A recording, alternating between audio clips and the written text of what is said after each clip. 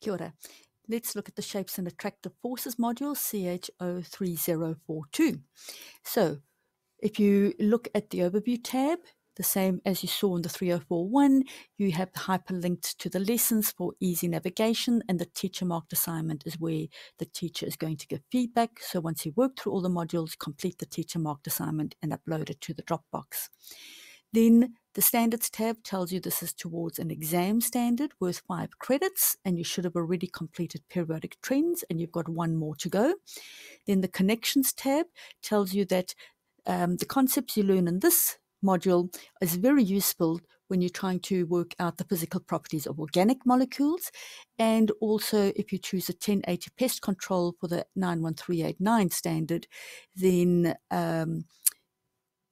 there's that because 1080 is an organic molecule, you can also explain the properties of 1080 a lot easier once you've understood the work in this module. So let's go to the first lesson, Shapes of Molecules. Under the What tab, again, the hyperlinked easy navigation to all the different lessons, and the Resources tab, as before, is where you find the periodic table.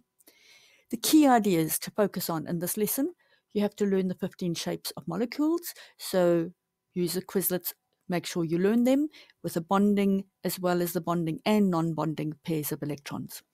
Also make sure you understand the terms. What's the difference between electron density and electronegativity? Students can get confused. What's the difference between bond dipole and molecular dipole? A polar bond versus a non-polar bond, or a polar molecule versus a non-polar molecule. What is the difference? What is the difference between an intermolecular force of attraction and an intramolecular force of attraction? So intra is within, so this would be something like covalent bonding. Inter is between molecules, so those are the three: the temporary dipole forces of attraction, the permanent dipole forces of attraction, and hydrogen bonding. There are different names that these are also known by, and they will be introduced in the module.